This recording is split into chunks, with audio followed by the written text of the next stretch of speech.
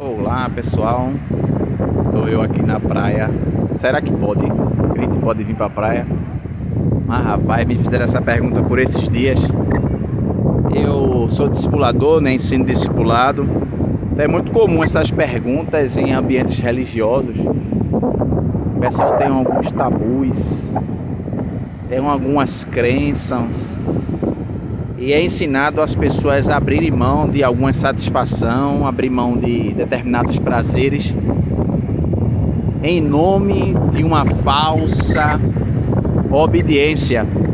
E a gente tem um problema muito grande no meio religioso, e fica aparecendo, dá a entender para mim, que as pessoas querem comprar a Deus com excesso de santidade ou comprar a Deus com obediência, né? Que na verdade isso não se trata de obediência. Se trata meramente de sacrifícios.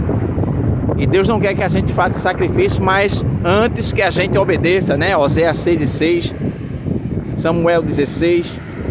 Deus tem prazer na obediência do homem, não no sacrifício. Então as pessoas estão fazendo sacrifício e estão aparentemente obedecendo a Deus em troca do benefício que Deus tem para dar para os seus filhos.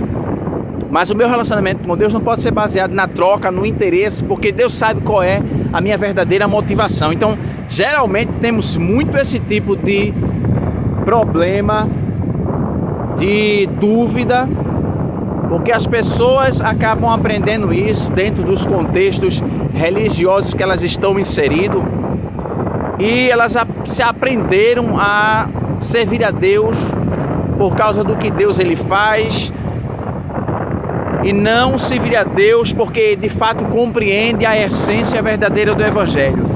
Nós obedecemos e praticamos a palavra porque já tivemos um encontro com Deus, e isso faz parte da nossa natureza.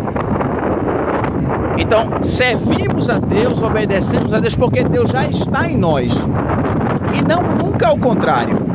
Não fazendo ao contrário, uma tentativa de convencer a Deus que estão fazendo a coisa certa, que estão percorrendo o caminho adequado, mas estão se esquecendo que Deus esquadria o nosso coração e verifica a nossa intenção. E sem a intenção, não adianta, a gente não vai ser capaz de enganar a Deus, não vai ser capaz de convencer a Deus com a nossa prática religiosa. E é esse cuidado que a igreja ela tem que ter. Eu não vou comprar a Deus porque eu faço evangelismo, porque eu trabalho no órgão na igreja, porque eu estou trabalhando multitarefa, estou engajado no coral, no evangelismo noturno, eu estou no ponto de pregação, eu estou na obra social. E as pessoas acham que fazendo a obra para Deus, elas vão alcançar de Deus a promessa. Israel tinha promessa, sim ou não? Sim, Israel tinha promessa. Mas morreu todo mundo no deserto e apenas uma minoria entrou na terra prometida, porque o povo era obstinado. Deus supriu temporariamente a fome da nação de Israel no Egito, com a situação de José. José foi levantado como governador. Os pais deles estavam em Canaã, mas estavam um período de grande fome, e seguiram para o Egito para comprar alimento. E quando chegaram lá, quem estava foi José. Mas aquela era uma situação temporária de socorro. Mas o que aconteceu? Israel ficou no Egito, aprendeu a cultura egípcia, os seus costumes, passou 400 anos cativos como escravo, e na hora que saiu, que Deus libertou, que Deus retirou ele daquela situação para que eles pudessem viver de fato a promessa que foi feita muito antes, o povo chegou para Moisés e disse: Moisés, tu nos tirasse do Egito para deixar a gente morrer de fome aqui no deserto. Nós já éramos escravos, mas tínhamos as panelas fartas de carne todos os dias. Então você percebe que o ser humano ele se acostuma muitas vezes com situações, com coisas, com crenças, com liturgias, com religiosidade, e na verdade não é nada do que Deus ele reservou, que Deus ele preparou, porque o Evangelho ele nos esclarece a verdade entre nós e ela nos liberta, não para sermos alienados e servirmos a Deus baseado no que Deus ele pode fazer, baseado na troca, mas o Evangelho nos torna livre para que a gente possa servir a Deus com sinceridade, com transparência, entendendo que nem todas as situações se aplicam a gente. Porque qual era o problema da igreja de Coríntios ou da igreja de Romanos, por exemplo? Não foi uma igreja que Paulo ele conquistou, mas foi uma igreja por onde Paulo passou e ministrou a palavra, porque existia na igreja de Roma um legalismo, que é o que acontece muito nos dias de hoje. Os judeus queriam impor a cultura deles, as práticas religiosas do judaísmo, e os romanos eram gregos. E o que acontece? Os judeus queriam impor o estilo de vida para os gregos. E aí começou a haver um grande conflito. Foi necessário Paulo escrever todo o capítulo de número 14 para que houvesse bom senso na prática religiosa, porque não tinha ninguém melhor que o outro, ninguém era superior, porque deixava de fazer alguma coisa ou fazia alguma coisa. A única observação que Paulo fez é: não destrua a fé do irmão, por quem Cristo morreu. Então, se você percebe que vai fazer alguma coisa e o teu irmão ele vai se escandalizar por causa do que você está fazendo, abra mão.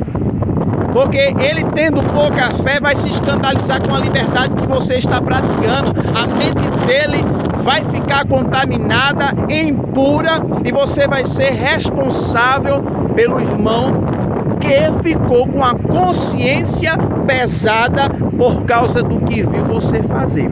Então Paulo disse: se o teu irmão vai pecar por causa da liberdade que você está exercendo, abra mão. Então o que a gente entende é que temos que ter bom senso para tudo que estamos fazendo.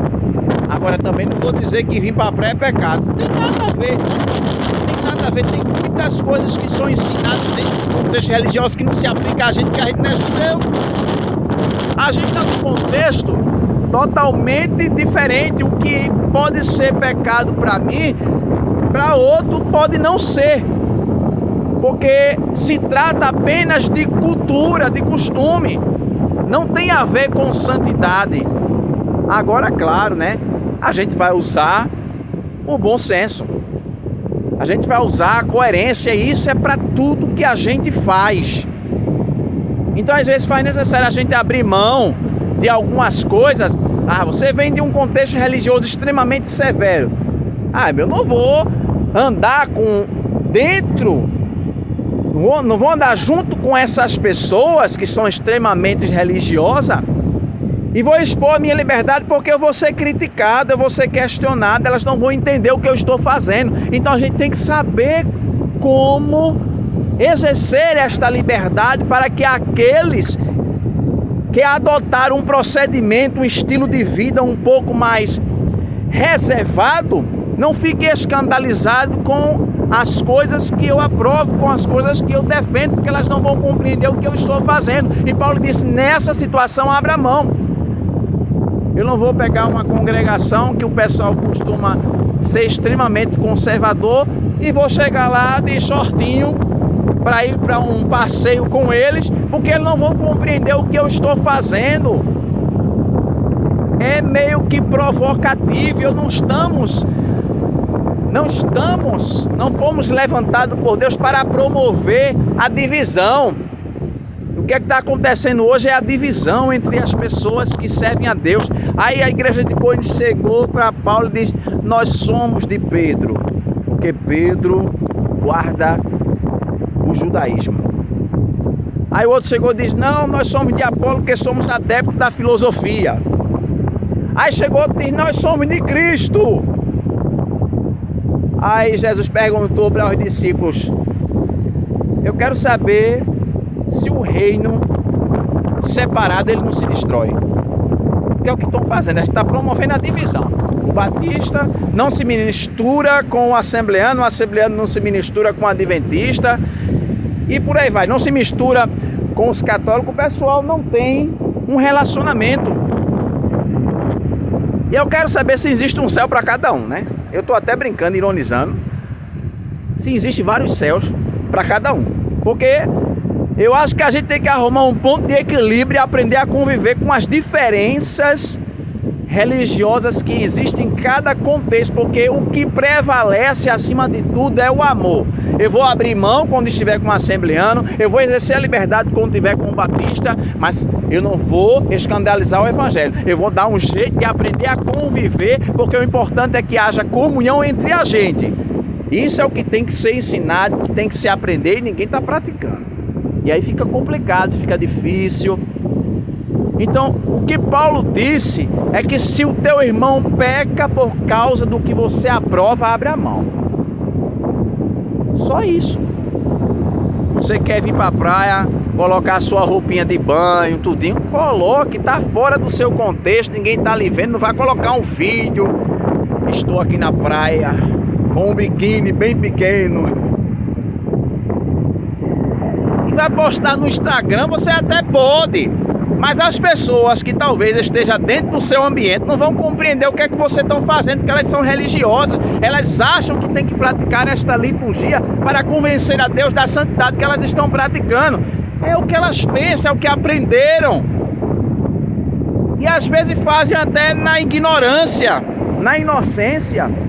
Mas Deus está recebendo. De repente o sacrifício que ela está fazendo, ela faz em nome de Deus. Eu estou abrindo mão da minha vaidade, da minha ostentação, tudo pelo evangelho, tudo para que o nome de Jesus seja glorificado. Deixe, você não tem nada a ver com isso. E você que acha que alguém está pecando porque está usando uma roupa de banho, deixe para lá. Cada um vai dar conta de si mesmo a Deus pelo que fez e pelo que deixou de fazer. Não temos nada a ver com isso. Então é isso.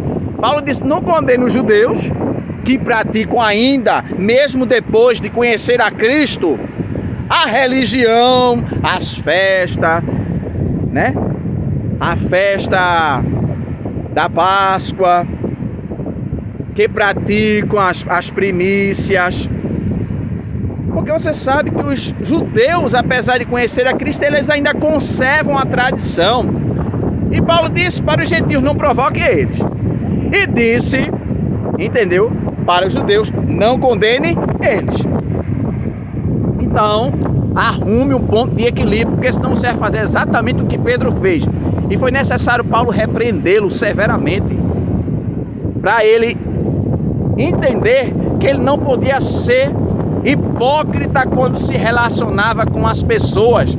Quando Pedro percebeu que os judeus vinham se aproximando, estava lá se confraternizando com os gentios, mas quando ele percebe que os irmãos judaizantes iam se aproximando, Paulo mudou bruscamente de comportamento para satisfazer e atender às expectativas dos judeus, porque alguém iria criticá-lo por causa da liberdade que ele estava praticando. Veja como isso é perigoso. E foi necessário Paulo repreendê-lo na cara, para ele aprender a não ter dupla personalidade, ou ser dois tipos de pessoa quando está em um contexto diferente. Porque tem gente que é assim, na igreja é uma coisa, mas quando está fora, só a misericórdia de Deus. E aí você é um hipócrita. E aí você está cometendo pecado, porque você está tendo duas versões sua para cada contexto em que você está inserido. Eu não quero dizer que você não tem que ter sabedoria, eu quero dizer que você tem que ter um ponto de equilíbrio para não machucar nenhum nem machucar o outro, e não criar um problema ou uma divisão por causa do que você está fazendo. Então é isso, pessoal. Não vejo como um pecado, mas há quem veja, porque talvez alguns se sintam tentados, ou tenham uma inclinação, ou se lembrem da sua vida pregressa, do passado, e sinta vontade de fazer outras coisas. Não sei, não estou aqui para isso, mas eu estou aqui para fazer essa observação, que use o bom senso para fazer tudo, você usa o bom senso. Paulo disse no capítulo 14 de Romanos, escrevendo exatamente sobre esse assunto: quer faças qualquer coisa, faça para a glória de Deus. Faça sabendo que Deus vai ser glorificado naquilo que você aprova, mas que ninguém fique triste, que ninguém se machuque, que ninguém questione a sua fé nem o seu relacionamento com Cristo por causa do que você está fazendo. Então que todos fiquem na paz. Eu vou procurar gravar outras dúvidas desse jeito, talvez num ambiente mais calmo, né? Sem vento. Eu acho que o vento vai atrapalhar um pouquinho, mas eu estou falando bem alto para você escutar mesmo. Mas para a gente aprender a palavra, refletir e acabar com esse juízo precipitado, a gente acaba pecando muito mais por causa do que a gente questiona, por causa do que a gente critica, e a gente deixa de praticar o amor. Ainda que eu falasse a língua dos anjos, ainda que eu recebesse de Deus todos os dons, se eu não tiver a capacidade de amar, de tolerar o mais fraco, tu não é forte, tu não se julga entendido, tu não acredita que tu fosse vocacionado e chamado por Deus. Então tolera o mais fraco, aquele que não tem compreensão, para que o nome de Deus seja glorificado e a tua fé não venha a ser reprovada por causa do que tu condenas ou por causa do que você aprova. Amém? Que Deus abençoe a todos em nome de Jesus.